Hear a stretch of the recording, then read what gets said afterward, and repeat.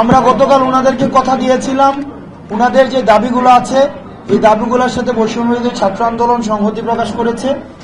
এই কারণেই ওনারা যেহেতু মিটিং করতে চেয়েছে সেই জন্য হচ্ছে আজকে এখানে আসা ওনাদের সাথে।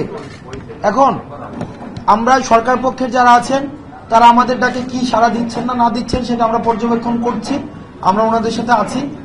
আর আপনাদের কাছে অনুরোধ, মিটিং শুরু হয় নাই, মিটিং যখন শুরু হবে আপনারা রুমটা একটু ছেড়ে দিয়েন। এখন যে একটা সমস্যার সৃষ্টি হয়েছে, উনাদের আসলে প্রতিনিধি কারা এই বিষয়ে একটা হচ্ছে একটা বিভ্রান্তিকর একটা সিচুয়েশন তৈরি হয়েছে। তারা মানে মূলত হচ্ছে একটা কন্ট্যাক্ট পয়েন্ট প্রয়োজন হয়। মানে দেখা যাচ্ছে যে আমি যদি একজন পক্ষ থেকে এক কথা, আরেকজন পক্ষ থেকে আরেক কথা, আরেকজন পক্ষ থেকে আরেক কথা, তাহলে কিন্তু আমাদের একটু সমস্যা হয়ে যায়। এখন আমাদের যদি আপনারা একটু প্রতিনিধি দিতেন, যেমন গতকাল আমরা অনেকে পেয়েছিলাম কিন্তু আজকে আবার ওনাদেরকে পাচ্ছি না, এলোমেলো হয়ে গিয়েছে।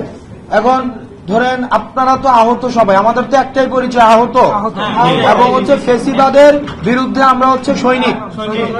এখন আপনাদের ত্যাগ হচ্ছে সবচেয়ে বেশি, আপনাদের ত্যাগ অপূরণীয় ত্যাগ। এই ত্যাগের সাথে কোনো কিছুর তুলনা চলে না।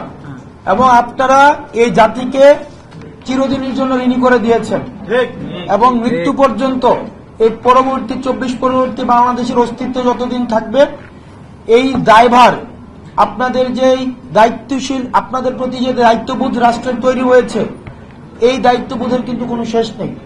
এখন এটা যেহেতু আলোচনা হবে, গতকাল ওই যে এখানে আসছে হাসান মাহমুদ আসছে, তো এরকম তোমাদের আসলে কি আমরা এখানে একটা বিভ্রান্তির মধ্যে পড়ে গিয়েছি। আচ্ছা, আমি একটা বিভ্রান্তির মধ্যে পড়ে গিয়েছি, আসলে কাদের সাথে কথা বলবো কি বলবো বোঝা যাচ্ছে না। একটা প্রতিনিধি ঠিক করুক। দেখেন, আমরা কিন্তু চাই যে আহতদের প্রতিনিধিত্বশীলতার মধ্য দিয়ে তাদের প্রতি যে আমাদের দায়িত্ব, এই দায়িত্ব যেন আমরা পূর্ণাঙ্গভাবে পালন করতে পারি। কারণ এই সরকারের যে দীর্ঘমেয়াদী আহতদের সাথে করছে, এটা কোনোভাবে মেনে নেওয়া হবে না। এটা এক ধরনের হঠকারী আহতদের সাথে। আহতরা এখন মিটিং করতে আসছে মন্ত্রণালয়ে, এটা এক ধরনের আমাদের এটা লজ্জা হওয়া উচিত। এই সরকারের জন্য এটা লজ্জা। আজকে 3 মাস পরে আহতরা হচ্ছে ন্যূনতম চিকিৎসার জন্য আসছে। তো যাই হোক, আমরা এখান থেকে একজন প্রতিনিধি আমাদের লাগবে যে লিস্টে অন্তত ঠিক করে দিবে।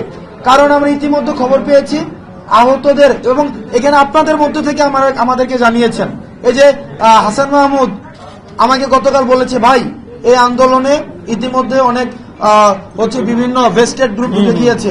এই যে হাসান মাহমুদ, তুমি আমাকে জানাও নাই? হ্যাঁ, জানিয়েছে।